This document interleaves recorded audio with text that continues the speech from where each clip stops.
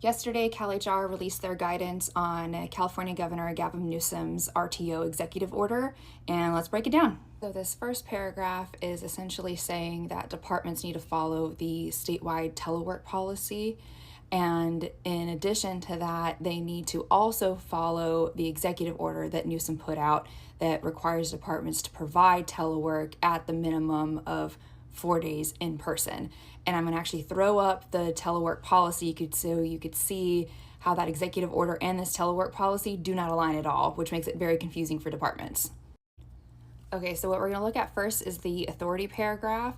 And the authority paragraph says the statewide telework program is established pursuant to government code sections 14200 and 14203. Existing law requires every state department to incorporate telecommuting as a work option.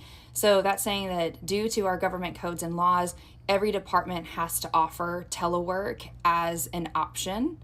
And then for bargaining units with an existing MOU that contains telework language that is in conflict with this telework policy that we're reading here, the MOU language shall be controlling.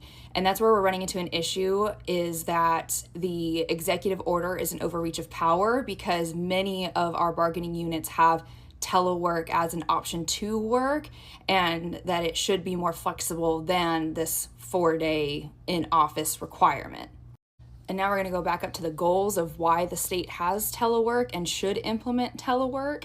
And basically it's saying that it has to be a benefit to the state and the employees, and either needs to generate savings or at least be cost neutral.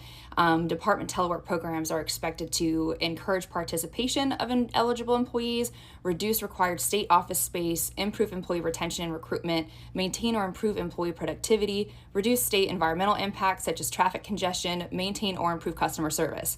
So already just the goals of our original telework policy are completely obliterated with this mandated 4 days in office. Now going back to the CalHR guidance, the second paragraph is essentially saying that by a case-by-case basis, there can be exceptions to the 4-day in-office policy if your bargaining unit's MOU has telework language, and if there's something relatable to the ADA, so like reasonable accommodation type things. And so now we're getting deeper into that. Instead of just allowing a department to say, hey, we want our employees to be able to do 2 or 3 days a week, it's forcing these departments to go person by person with their MOUs and reasonable accommodations to provide those exceptions. That's a lot of work on the departments when they could just have a blanket policy that allows managers to decide on if the work is feasible to be done at home and if that employee can have telework privileges. And then this third paragraph is essentially a bunch of BS about how being in person can boost creativity, communication, mentorship, enhance public trust, and fairness. And I actually hate this idea of fairness because it should be about equity, not fairness. But anyway, that's a whole other speech I can give. And then the last 2 paragraphs up top from section 1 is essentially telling departments that they need to continue the good faith interactive process for employees who are applying for reasonable accommodation, FMLA, things like that, and when determining if they're eligible for telework. Section 2 basically just summarized that there are certain positions that are more oriented towards being a telework position, and it provides some examples, and it essentially states that exemptions could be made for people in these workforce areas. Now, Section 3 is some good news for folks. If you happen to live 50 or more miles away from either an HQ or a state office location, you can maintain your current telework agreement. So if you are currently working with a signed policy of 2 days a week, 3 days a week, whatever it may be, after July 1st, you can continue to work at that amount of days in office. And if your department is going to require you to come in more than that, they have to abide by travel reimbursement policies.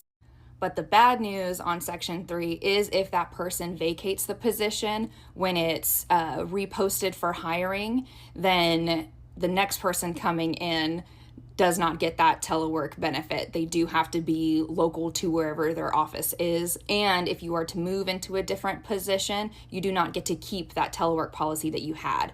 So it kind of keeps you stuck, and it also makes sure that when a position's rehired, that person is coming in 4 days a week. And Section 4 is essentially saying that all agencies and departments need to continue to adhering to the state work telework policy, and then immediately start working towards changes as it pertains to the executive order.